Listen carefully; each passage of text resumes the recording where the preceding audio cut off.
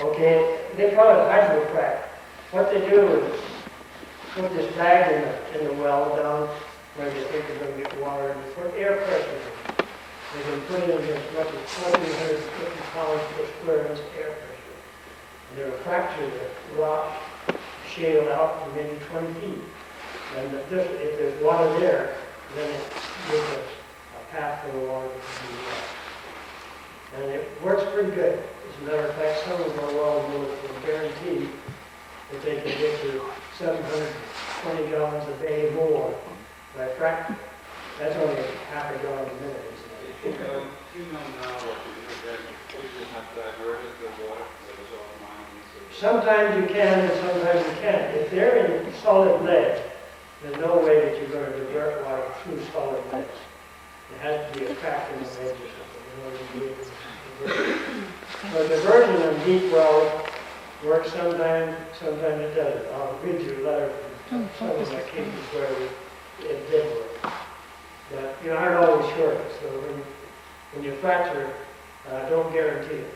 I mean, when you divert water, because you might, even in a shallow well, you may get the water headed in the right direction, and it might hit a big boulder, and then it'll go off in another direction. So if you go back and you find this has happened, then you can pick it up again and knock it back. Now, I've done this sometimes 2 or 3 times before I got water in the well. Okay? Now let's see, where are we?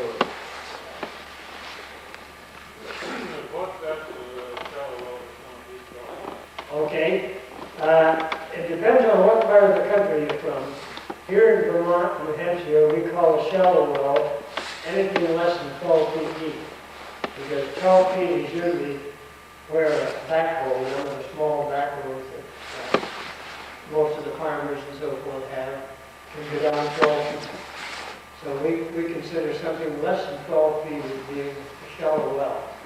I went out to California, and at one of their conventions was given this last year, and the guys said, well, what do you mean by shallow well? I said, anything less than 12 feet. It's no good in California. And I said, oh, and out there you have to be over 40 feet deep in order to get a well through, because it has so much population, and they figure anything less than 40 feet is probably going to be hard to get pollution. Is the water necessarily pure the deeper you go down? No. To a shallow well? No. Does it affect the quality of the water? Yes, it does. I'll tell you about this.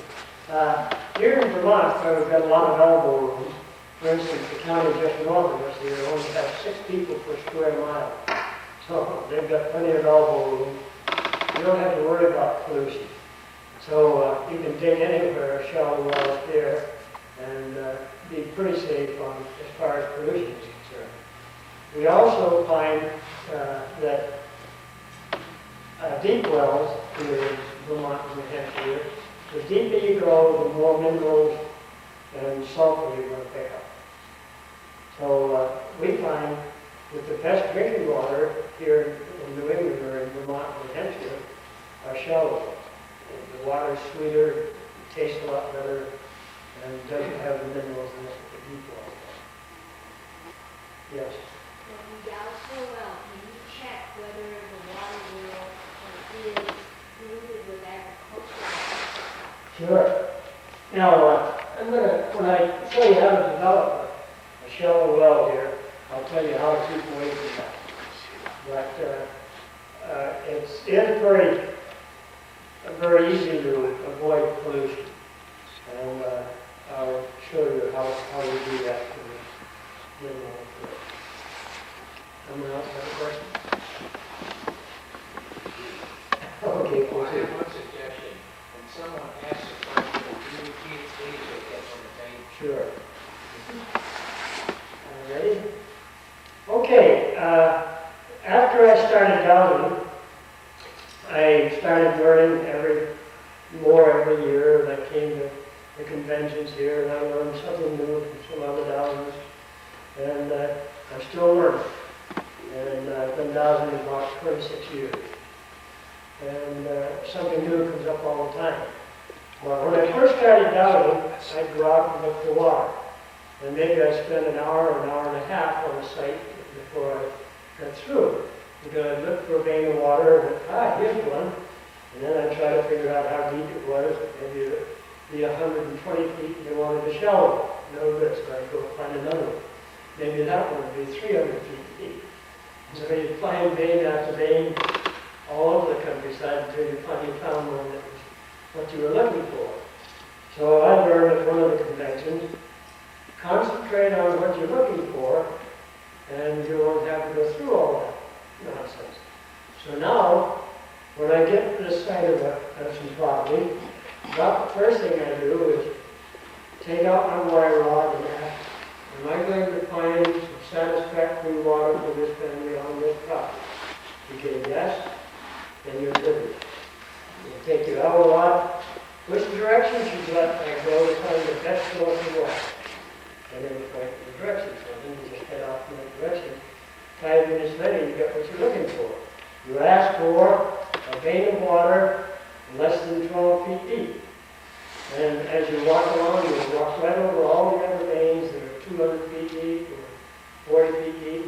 You get no reaction until you find one that's less than 12 feet deep. So you see how easy it becomes all of a sudden by concentrating on just exactly what you want. Use the one rod for yes or no, one rod for direction, and two for depth. Well, no, I use both of them for direction. Oh, okay, I can see that. And for me, I think there must be a vein of water at some depth. Now I'm going to ask for a vein of water here at any depth.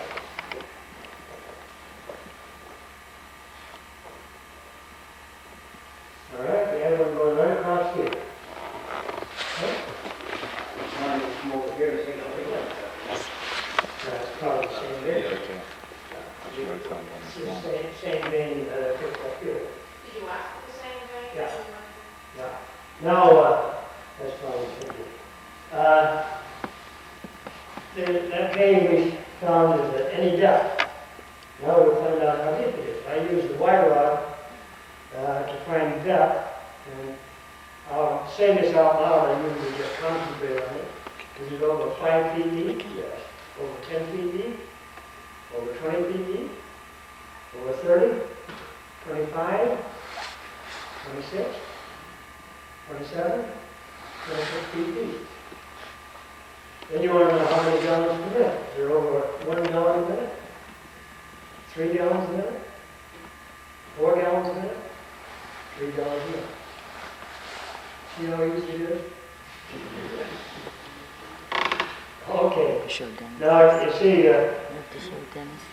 I started doing it so fast now that my donations have slowed up a little bit. They don't do it too fast.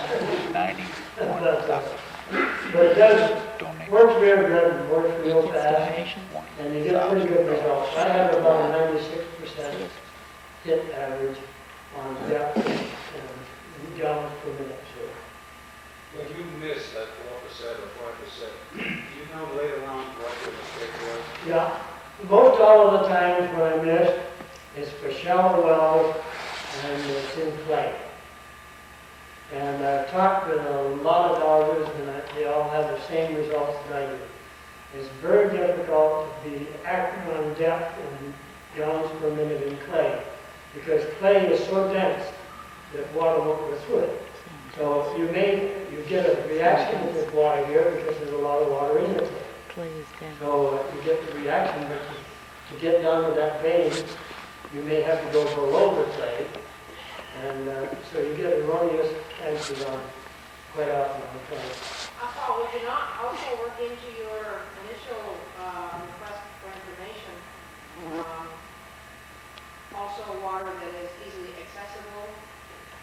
I mean, if it's in clay, it's not easily accessible, is it? Yeah. Maybe that's the wrong term to use. Yeah, I don't worry about that. I try to just find the depth. What I'm looking for is good water, good potable water, a year-round source, less than 12 feet deep.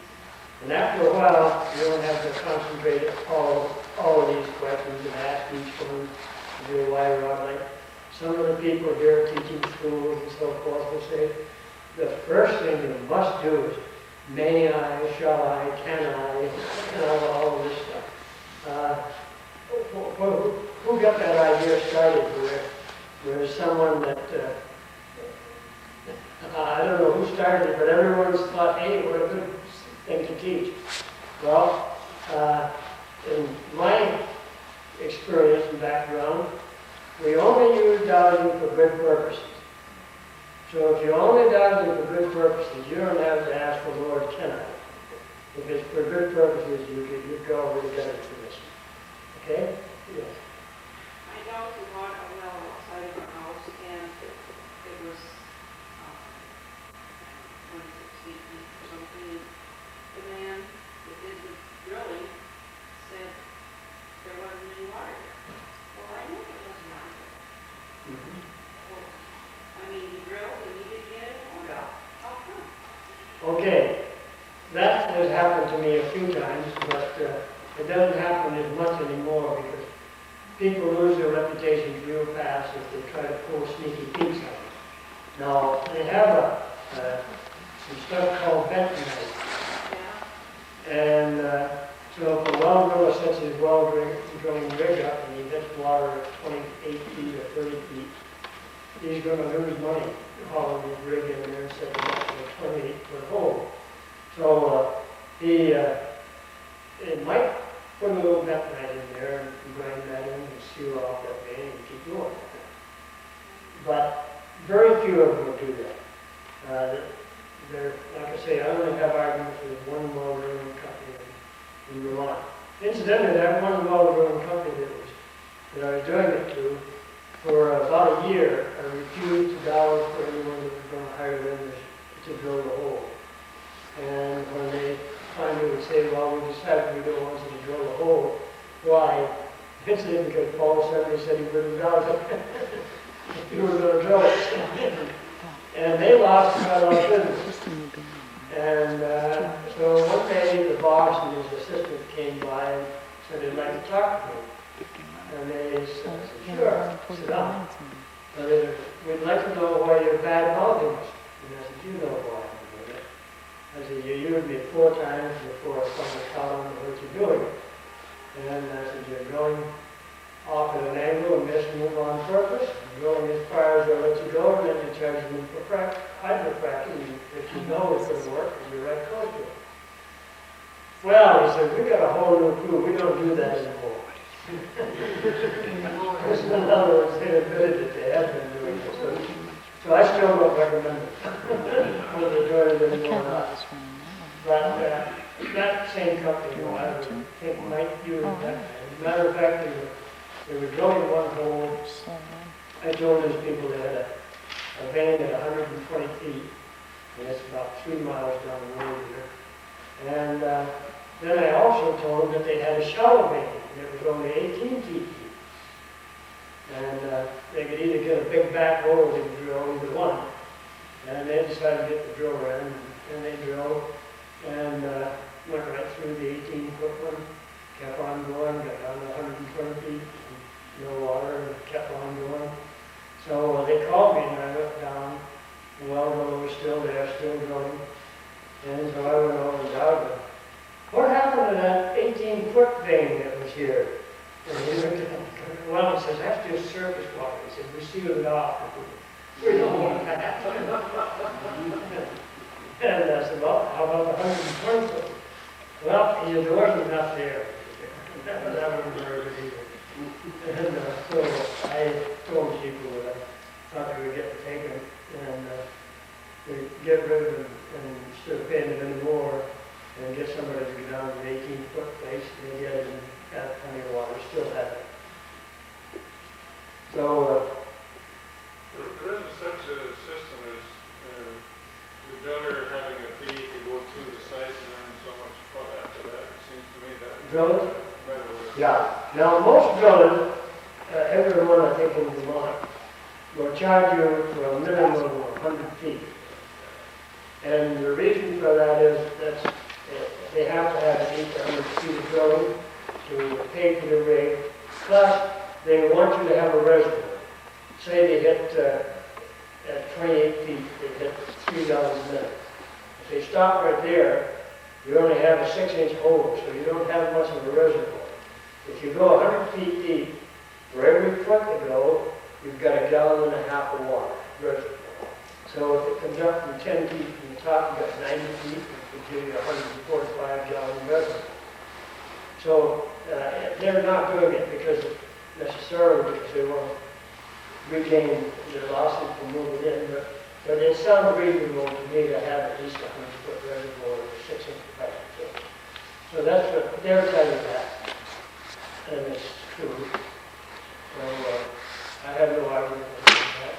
Matter of fact, some people will have them drill 200 feet just to give them more reservoir. And if they've got a big family, they'll say, well, you're only getting 2.5 gallons a minute. You'd be better off with a larger reservoir. If you want me to drill, we might get some more water, we might not.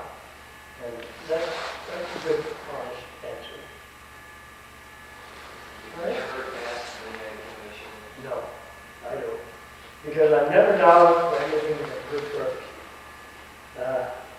I divert water, and I divert water into wells, and I divert water out of basements. And one guy that was manager of our radio station in St. John's had me come down and divert water out of his basement. And I went down and found the vein, and I drove my stake into the ground to divert it with. And I said, which direction do you want me to send it? He said, oh, send it down to that guy's house. I don't like him very well. I said, no, we don't do that. He said, well, I was just kidding. So we shot it down between. So if you're only dodging for good purposes, all you're doing is cluttering your mind with something that you don't need. And by asking all these other questions. Well, should I dollars today? Some people say, oh, if you're not feeling good, don't dollars. You can't dollars. I dollars any day of the week. Some people say, oh, I get as tired of finding one well as if I worked hard on it. And people ask me, do you get tired? And I said, well, I dolled 8 wells in one day. And I got home and I was tired, but I drove 400 miles, walked up several hills, so I was tired, but I didn't blame it on the dog either. Just driving too far and walking too much that day. They were getting tired from day 30. No. No, and now, you see, I told you when I first started that dowsing to me is an ESP experience. If you think this is going to really poop me off, but I'm going to do it, you'll be tired as can be. You may have to have some help to get back in the car. So it's all coming from up here, and if you believe that you can only douse with a glow stick, it's the only thing that's going to work for you. If you think you have to have double sole shoes on, that's all that's going to work for you. So a lot of this is coming from within your own mind. This is why I say, don't douse for yourself. If you mismade your car keys, and you think they should be on a doggone kitchen table, that's what your subconscious mind is telling you. So you start doubting and you see, is it in the bedroom? No. Is it on the table? Yes, yes, because your subconscious mind is already working and complicating the problem for you. So it's always better to have someone else do it for you than doubt for your own purposes. And my wife lost some keys over in the Masonic Hall here. She belongs to Eastern Star. And she came up to a meeting one January night, and it was snowing like mad when she left to come up. And I was reading the paper when she came in, and I didn't hear the garage door open. I said, oh, I didn't hear you drive in. Didn't. I said, what happened? She said, I lost my damn car keys. And so I said, well, I'll take my dozen rods and go up and help you find them. So we came up to the Masonic Hall, and had about 4 inches of snow, and she dropped them on the ground, they're going to be hard to find. So I asked, did she lose her keys in the building? Are they in the building right now? No. Are they in the car? No. Are they in the pocketbook? He said, they're in your pocketbook. They're not in the pocketbook. I've looked 4 times. on the other pocketbook. Yeah, they're in your pocketbook. So, but then she was getting a little bit shook up. She went up on the porch, stroked everything out of the pocketbook, said, there, where are they? Are they in the pocketbook? Yes, there is. They're still in the pocketbook. There's nothing in my pocketbook. They went up in one of the side pockets. There were keys. What had happened was when she went in, she was talking to someone. She set her purse down, set her keys down beside of it. When I'm talking with someone else came by and thought, oh, if you lose your keys, you took them in the side pocket, she never would use. So she believed I could find things then.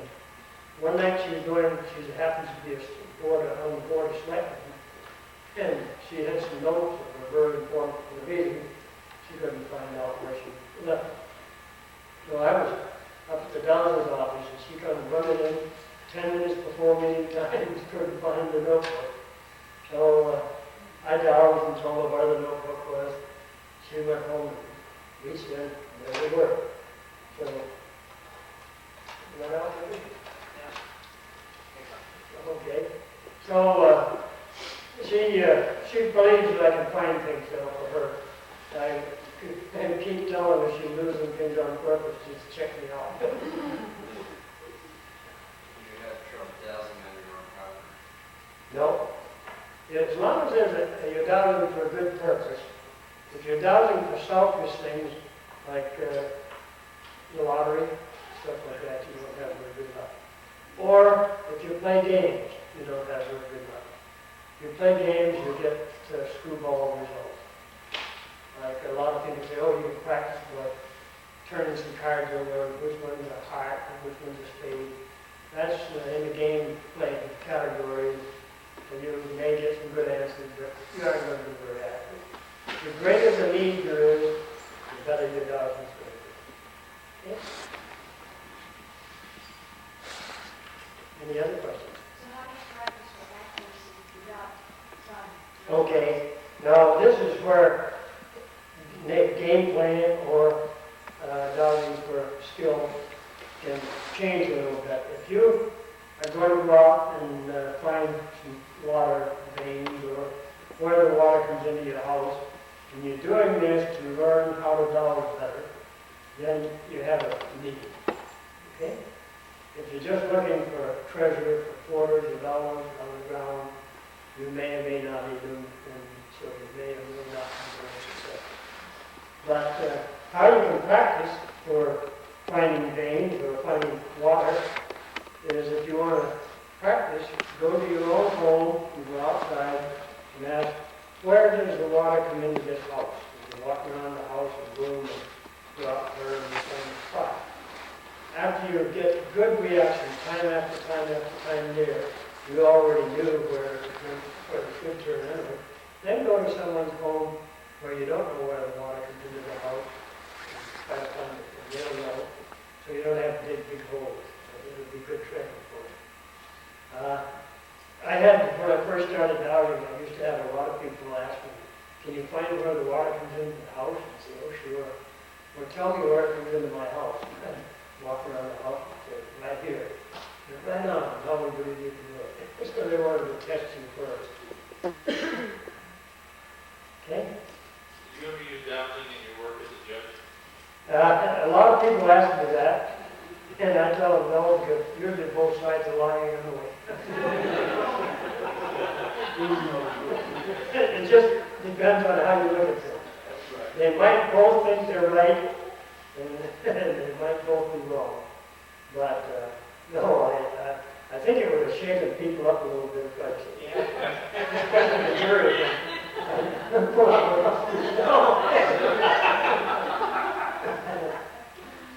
Yes. Well, if you're looking to buy something, you can douse to find, is there potable water, and can you also check it for, like, septic system and stuff like, is the ground suitable for this purpose and good location and stuff like that? No, I haven't ever done it for perk test. The reason I've never done it is usually you've got to get approval from a governmental agency on the soil, whether it's perk test. They wouldn't believe it out of the word, oh yeah, you can put your septic tank in there until you test it. So, How do you divert a vein of water coming into it, for instance, a cellar? okay, I have a drill bit from a jackhammer. It's about a 1 1/8 inch in diameter, and it's about 5 feet high. And if I find a vein of water that I want to divert, that's going into a house, if they got water coming through the basement, I walk around the house and find the vein that's causing the basement to be wet.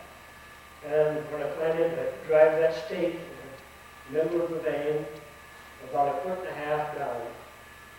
And then you stand there with a sledgehammer and hit it right near the ground in the direction you want it to go.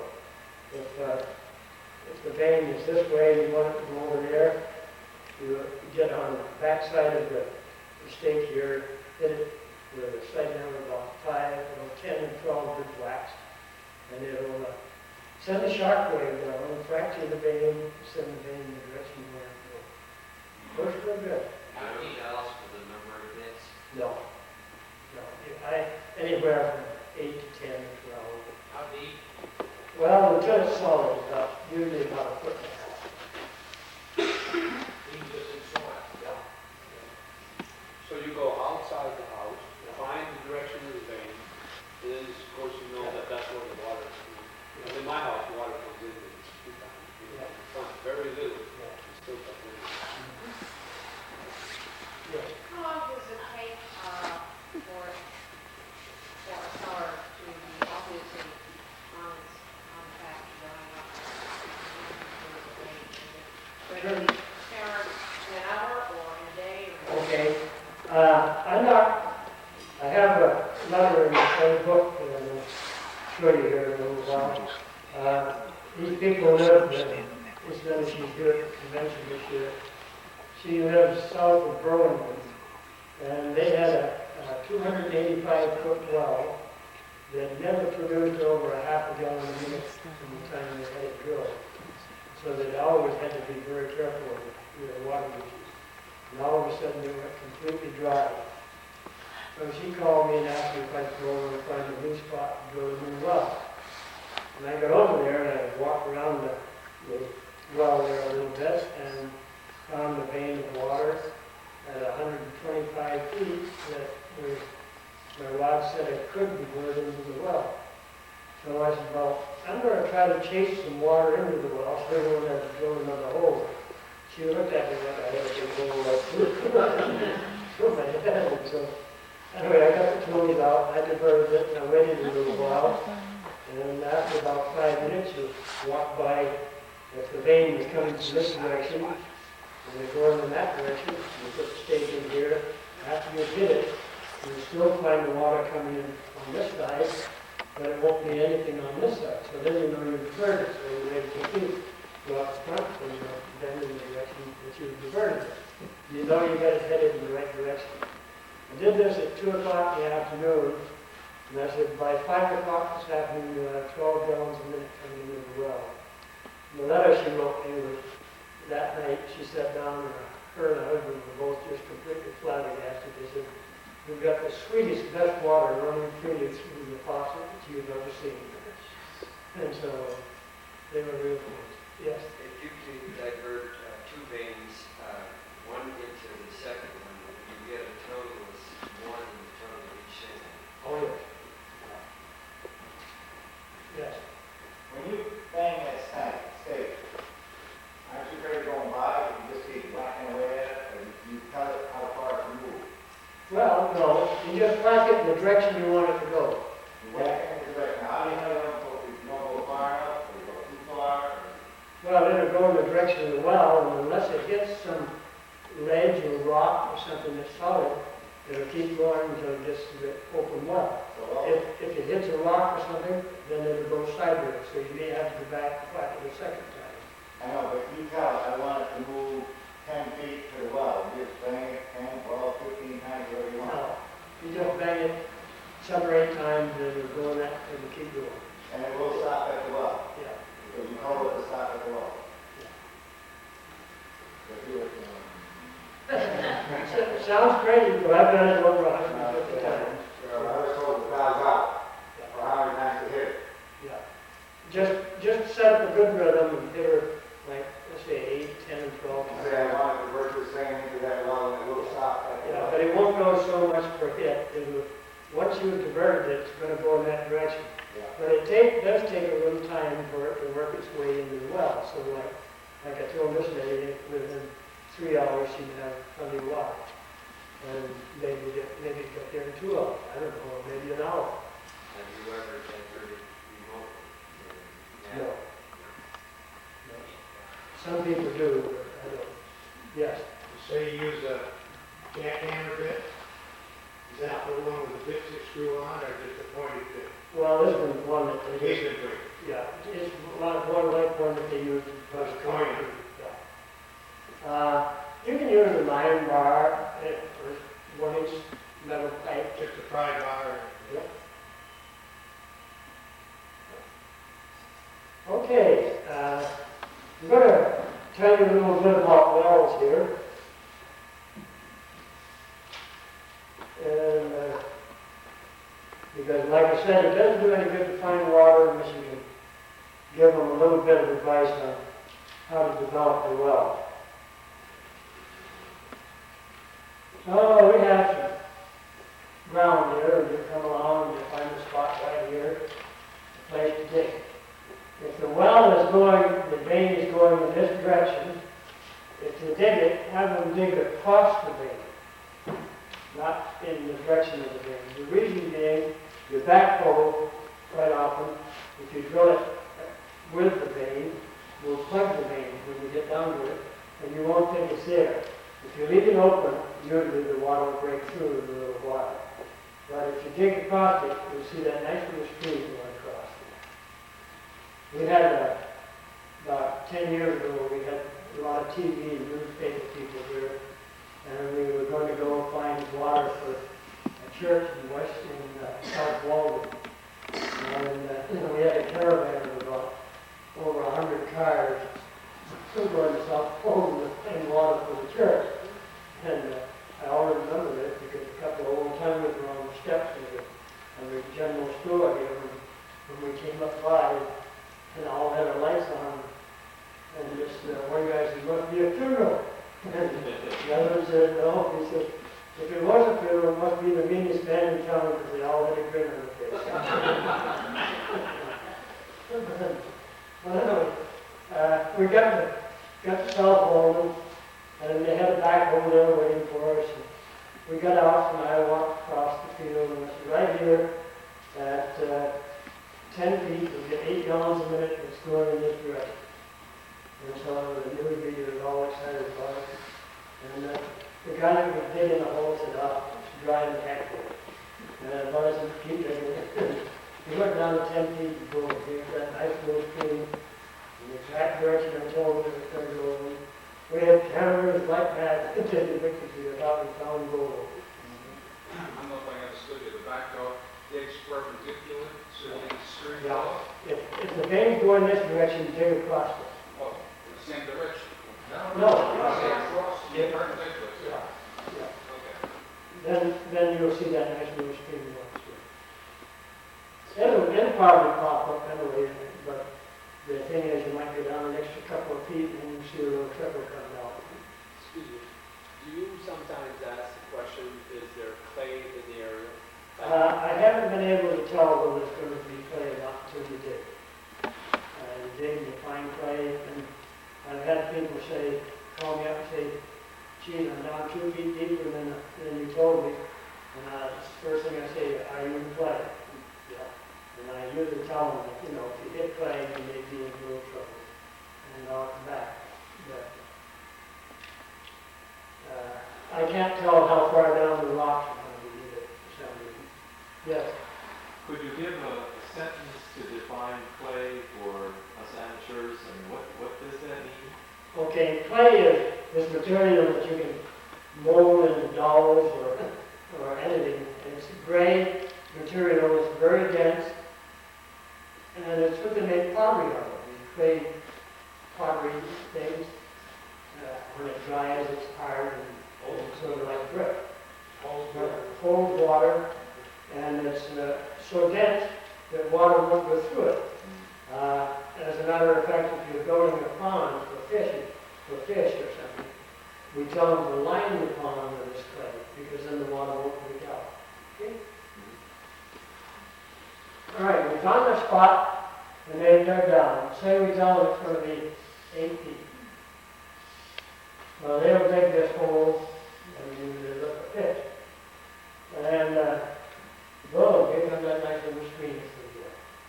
So you dig down about 6 inches deeper than that pavement. Then you get some crushed rock, big crushed rock, like inch and a half or something like that. You put in about 1 foot of crushed rock. And that will bring it up above the vein of water. Then you set your first tile. The tile is a 3 feet in diameter and 2 feet high. So the first tile that you put in there will have, it'll be like this, and it'll have holes in it, all around it, in the bottom. So after you set that tile, you backfill behind that tile up to almost the top, again with crushed rock. So you've got crushed rock, big reservoir here of crushed rock. Now these crushed rocks aren't going to be so tight, there'll be cracks in it. So the water from this vein will go through these cracks in the rock, and they're going to start coming up where there's the least resistance. That's in the center. So it'll start coming right up your tile. You put the second tile in, the third one, and then the fourth. Those all fit together with good, and you put a cover over the top. So, then, if you can find some clay, backfill behind these a little bit more with clay, and then put regular dirt back in. When you get up to the top here, above the ground, build a berm around the top, about 8 or 9 inches high with this clay. And this will keep surface water from running in. Because I told you the clay is dense, so the surface water won't run through it. You'll get yourself a good well. And then some of these private wells with case. Then you'll pump it out. Maybe you'll pump it out a couple times. Then you're in this good clean well. And we put a cement cap on here that you can lift off. And that keeps bugs and snakes and other things from going into your well. I found a well for one man, he decided to line it with stone, and he did, and then he made a board cover for the thing. And it was quite wide, and so he wanted to come up and take a look at it because the water hasn't come up very far. So I went back and he pulled the board cover off. We looked down there, and what had happened was, because he didn't have a casing, the water came up a little bit, and this soil was all good loam, so the water just was easier to go sideways than it was to come up the well. So it was a producing well, but it just wasn't coming up the thing. So I said, you've got to dig that up and put some clay or something in there to keep that sealed off so that the water will come up on inside rather than going through the lawn. Yes. When you say tile, I think of a tile. Okay, these are Square tile. cement tiles. Okay, these are cylindrical? Yeah, they're about 3 feet diameter. They're about this big around them. Yeah. And that again gives you a good reservoir. See, you've got a lot of water in your reservoir. The water comes up to here and stops. You use some down, then it will come back up there and stop again, depending on how much pressure there is in this main water. So it'll come up until the pressure there equalizes the pressure of the vein going in. Okay? These tiles, where do you get them? Where is it? Any cement company will. Cement company. So the first tile is above the level of the main. No, it can be, it usually is because you put in a foot of crushed rock, so it may be 6 inches up. Now incidentally, you not only have a reservoir coming up here, but all of this place that you've got backfilled with stone is also going to be full of water. So you'll have quite a little bit of storage right in that crushed rock area as well.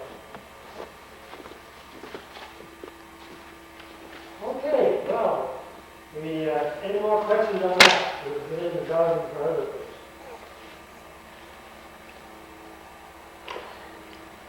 Yes. Question, Yes, if this isn't too personal, how much does a dowser charge to come to your parcel of land and to find a well?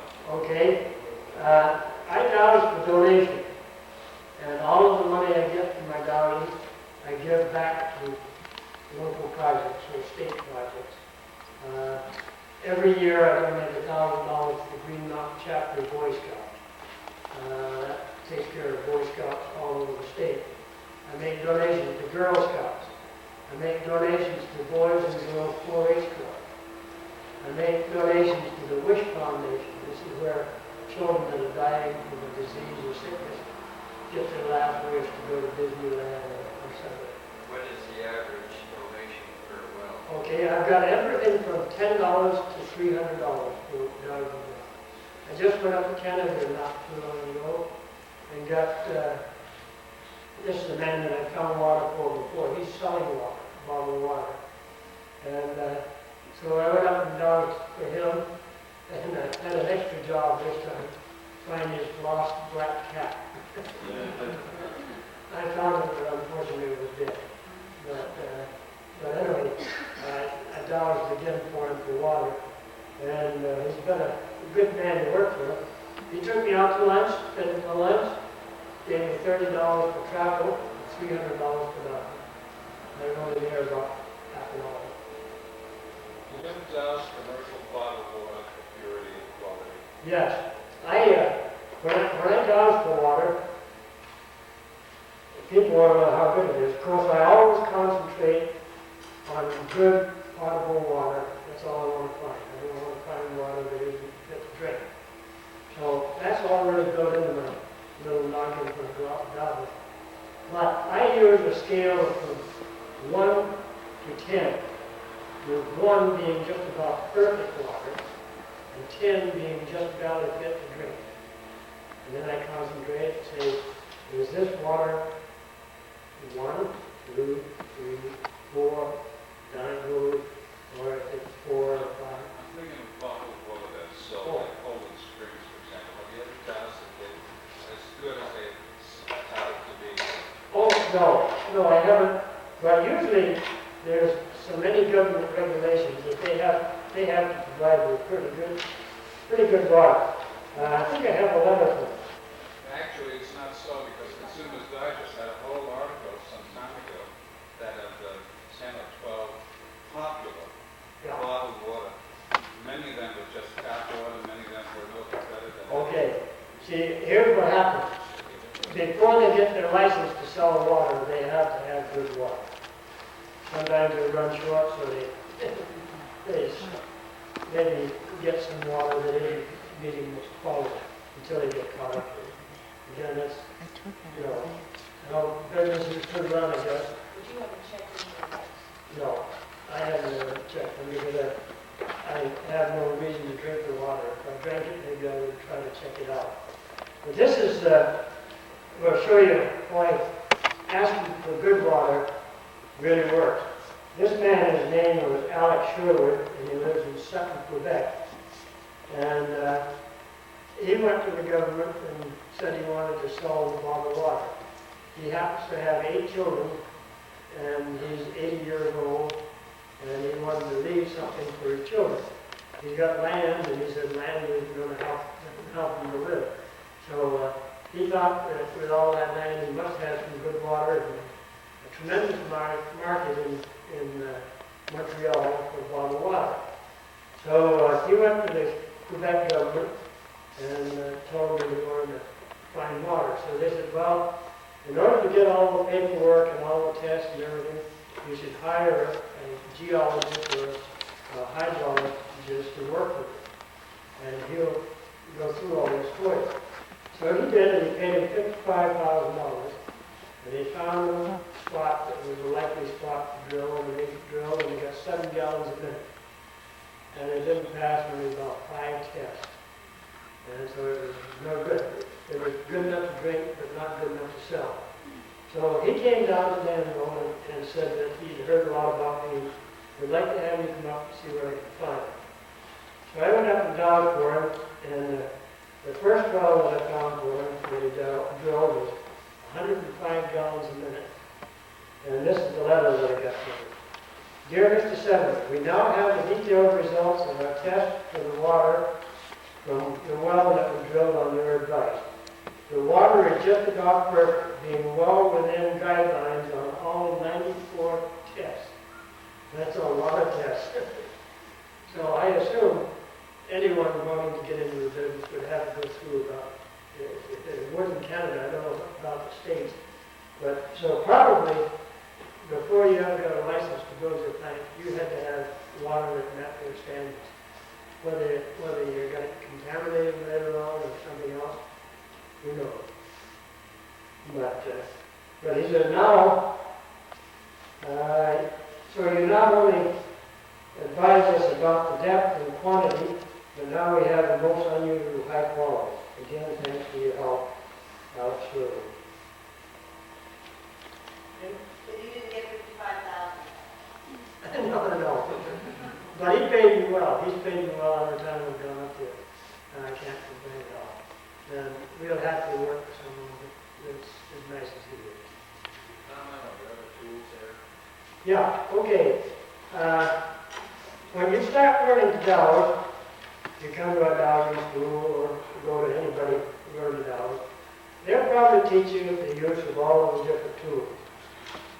And so you should try them all. And you'll finally come up with one tool that just seems to be yours. This tool works great for you, and so this is my tool. That's the one for you to use. And you see, that's so set in my little noggin that I got started with the L rods and the Y rod. Those are my tools. I can demonstrate the use of a pendulum, but if I'm dowsing seriously, so I go back to my tools. Now, we have some nice little tools here. Some L rods with a little bob on the front that keeps the wind from blowing them so much. And there's nice little sleeves. These are neat little instruments to use, and they work real good. But I like the ones without the handles because when I'm dowsing and coming up on a vein of water, I can start feeling a little pull. And I know I'm getting there. And then when I get there, boom, they move right out. So that you can't feel through the handles.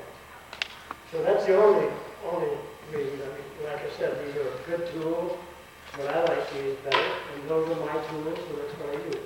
Yeah. Good question. You ever cut the wood tree? Oh, sure. Yeah, I've tried wood woods. As a matter of fact, I guess I've got about 35 different kinds of dowsing tools in my inventory. I've even got some that came from the Far East that are made of bamboo, and they work great. Do they always go out for you, or do they come in? For me, the rods always go out in the direction of the vein, like they did here. But if I cross my hands and after this vein of water, they go in. I don't know why, but it's crazy. You negative becomes Yeah. But anyway, this is a reaction I always get. Some people get crossing, and that's fine. It doesn't matter whichever signal is your signal is what. You check out another direction. Okay, that's what these will move out the same in the direction that I want that the vein is running. For me, how would I find that out? Well, I guess by digging, checking that little string. Okay. Okay? Now, do you let it go free, or do you put Oh, some yeah. tension? No, I don't put any tension on it, but with the L rods here, like I just helped with the dowsing school, and the people that weren't getting a reaction, I get them to hold one end of the rod, and I hold one with both hands, and boom, that thing goes right down. And being an old man, my skin is dry, and you can actually hear it squeaking in my hands. You can't hold it. When it wants to go down, it's going to go down. And it makes a squeaky noise. I don't know whether it's going to squeak clean or just old and dry. Yes. Well, actually then, for the L rods, you can just have close hangers. Sure.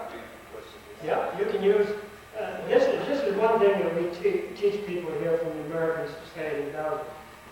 You don't need expensive tools.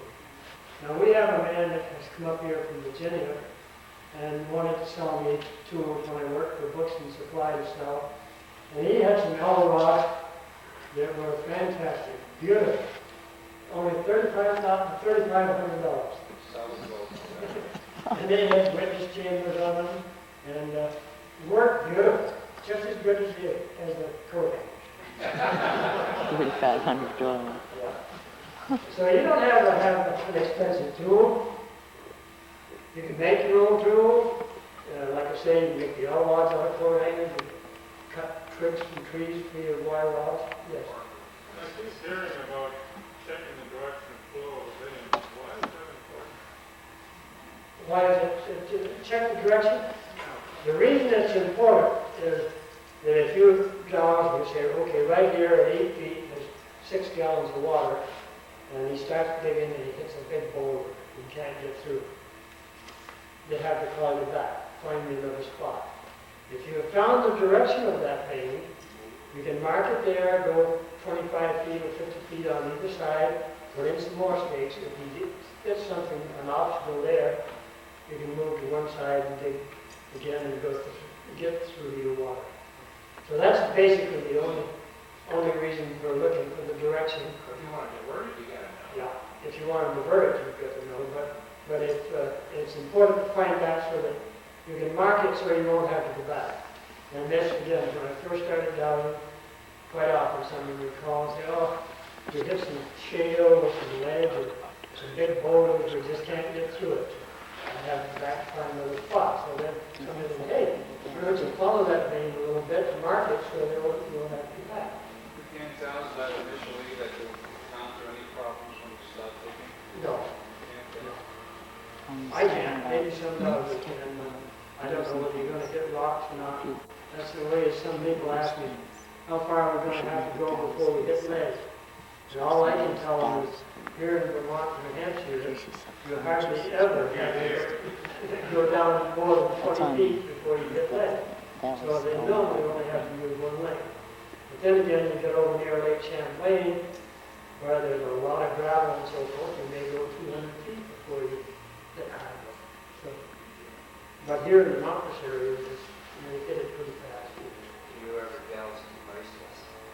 I don't.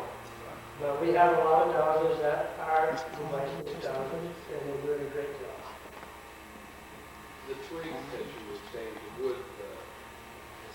wood wire, does it have to be fruit tree or just any kind of wood? No, it can be, again, remember I told you that everything's coming from up here. So if you believe only an apple tree is going to work for you, it's the only thing that's going to work. If you believe wild cherry is the thing for me, that's the thing for you. What else do you douse for? Okay, I'll get into that. What else? Okay. All right. Yeah, time's running out. I'll get into other things.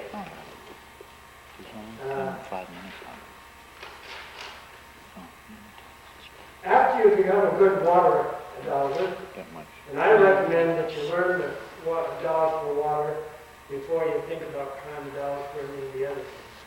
There's a couple of reasons for that. Once that you've dowsed and become a good water dowser, and you've seen the results of your dowsing, you're going to have a tremendous amount of confidence. Okay? This confidence can help you when you go into dowsing for other things. And I was a water dowser many years before I even started to try to find anything else. And Terry Ross, when he got me started into looking for other things besides water. So, what do I look for? I have 3 or 4 of these books, incidentally, with letters from people that I've dowsed for. Here's a letter from a lady in Tennessee. They got my name, I guess, in the digest or someplace.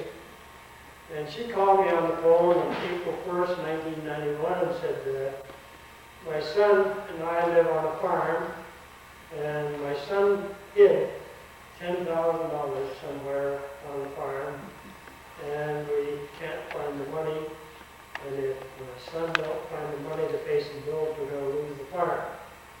And I said, well, why on earth would you ever just hide it in your house, why don't you put it in the bank? She said, well, I'm kind of ashamed to say this, but we get a lot of help from the state if we have no money in the bank. So they did their own banking in their own house. And they weren't sure whether they had lost it or whether the hired man had stolen it. So I said, okay, hold on. And I talked to her and I told her the money was still there. It was in the house. It was in the closet off her son's bedroom and some clothes in the packet. Now this is the letter that I got on April 21st. You have no idea of the relief in finding the money. I wish to thank you from the bottom of my heart for helping me locate the money for my son. It had been missing for 20 days and moved around several times, causing a great deal of stress in the household. I kept coming up with the packages, as you did, which was actually a gray plastic bank packet envelope. I had almost finished a complete search of my son's closet after our telephone conversation on April 1st. And feeling a little desperate as I was checking each piece of clothing on hangers, I discovered the packet in an old used insulated flannel shirt pocket. We wish again to thank you, as my son might have lost the farm and a young person wrongfully accused of stealing. Thank you again. Well, did you have to have a survey of the house and farm? I did that on the phone while she was waiting.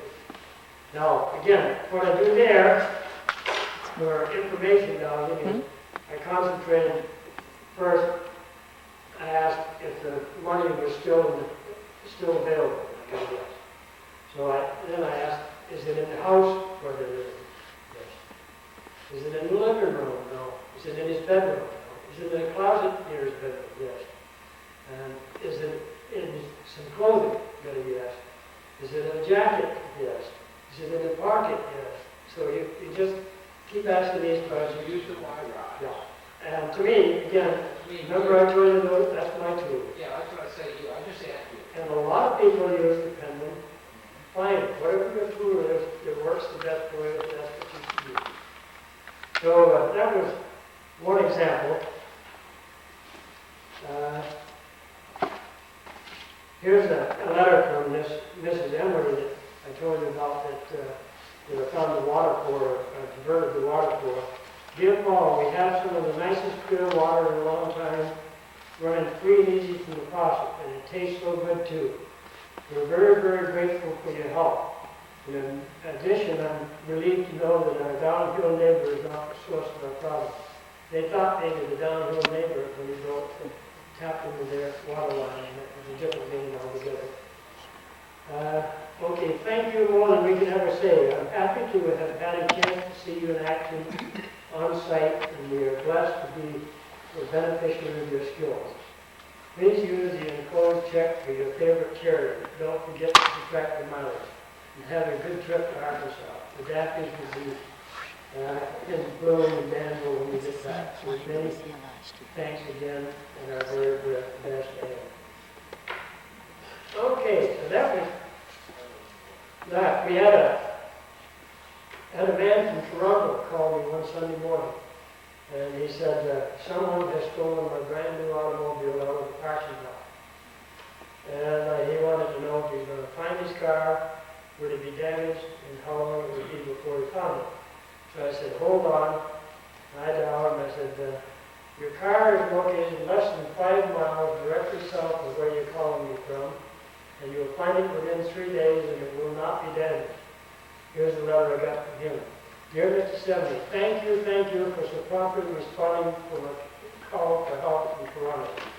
The relief was tremendous as I was planning to move that week. You were correct on all accounts. The car was located within 3 days, 2, undamaged, and within 3 miles south of my location. I appreciate your help. Please find the enclosed donations to the Danville Outreach. Here's a lady from Walden here that called me one morning at 11:30 in the morning, and she had lost her cat, Wilhelmina, at 14 and a half years old. And it was freezing rain out. She'd been out all morning looking for it. And she happened to remember having heard me give a lecture. So she came back in and called me, and I told her she'd find the cat less than a quarter of a mile directly west of her house. This is the letter I got from her. I'm so grateful for your help. I too thought she was west of the house, but we live in 100 acres of woods, heavy woods. And I didn't know for sure which direction or how far to go. I headed due west after speaking with you and practically stuck on it. About 12:30 p.m., scared, cold, and hungry. I imagine she was scared by a hunter's gunfire and was hiding. But before I spoke with you, I felt she may have gone someplace to die, and I didn't want her to do it alone. But after I spoke with you, as I said, I was within a foot of her when I found her. She let out with a pitiful mew, as I was calling her name. She had been gone for 14 hours, and hunt had been very cold and wet before I called you. But suddenly I remembered meeting you once and reading about you, and thus the call. I enclosed a picture for your scrapbook. I love her a lot, and I'm very grateful. So she sent me $35 and a picture of the woman. I found another dog for a man here at one of the conventions. I told him where to find it. And he wrote back and told me he was very grateful. The dog was right where I told him he was. And I couldn't miss on that one. The dog's name was Doug. Most unusual thing you've ever done. Okay, the most unusual request I had was about 3 weeks ago. I got a call at 10 o'clock at night from a lady in San Diego, California. She wanted me to find a thing for her. And I said, a thing? And she said, yes. And I said, well, are you pulling my leg? And she said, no, I'm serious. And I said, well, I got to know what I'm dowsing for. He said, a cat or what is it? And she hemmed and hawed for a little while. She said, well, you'll think I'm crazy. But she said, I'm looking for a python. She had a baby python that had escaped out of the house. And she said, it's not use defending herself. I'm afraid she'll starve if I don't find him or curl up the road where it's warm and get run over. So I told her to send me a map of the area, and I mapped out of that and send it back. So that's the most unusual one I've had. I have found key rings for people. I found a $25,000 diamond ring for some people in Canada, in Maine. And I got all kinds of letters in here, different things that I've found. One case, I've found missing people. I've worked quite a little bit with missing people. And when it comes to finding missing people, the first thing I always ask is this person still alive? If I get a no, I tell them I'd rather not work on it. Because dowsing is not an exact science. And I'd be horrible to tell someone that their child or husband or wife is dead and not have it for true. So even though I have faith in my dealings, I'd rather only dowse for good news for them. Do you ever ask whether you should find a missing person? No, because again, like I told you earlier, I only dowse for good purposes. So to me, it's not necessary to ask these questions. Well, there's a famous case in New York City where a boy by the name of Adrian Patz disappeared off the street. I mean, a lot of kids have disappeared, but this was sort of a celebrated case, maybe 6, 7, 8 years ago. Do you know whether he's still alive or not? Could I tell? Yeah. Well, I'd have to have a little more information to do a good job of dowsing, but I could. Just lives in the city, and that was his name, Adrian Patz, P-A-T-Z. You want to know if he's still alive? Yes, And how long ago was it? about 7, 8 years ago. I get no. He's not alive? I guess. But he may be. I had one lady call me one night. She was quite shook up. She had divorced her husband about a year and a half before. He had a mental problem, and she was scared to death of him. So she divorced him, and she was living in Vermont, and he was living with his parents in New Hampshire. And he disappeared. So when he disappeared, his parents called her to tell her that he'd taken off and they didn't know where he was. She was concerned that he might come and find her and shoot her. So she called me and asked me if I could locate him. sat down and located him right in Woodsville, New Hampshire, which is only about 30 miles from where she was living in Vermont, just across the river at the end of the road. So then she told me, I've asked 2 other doctors and got 2 other locations for him. And I said, well, when did you ask him? Well, one yesterday and one the day before. Hey, he's in a pickup truck. And we went, so he will return to his parents' home before 10 o'clock on Thursday night. And he is not looking for you. He's not going to bother you. And at 9 o'clock on Thursday, he returned to his parents' home. And he didn't look for her. She did. So that was one of them that turned out really good. Well, it's, I'm overtime here right now. The one thing that I thought you might get a smile out of is, I get a Christmas card every year from Japan.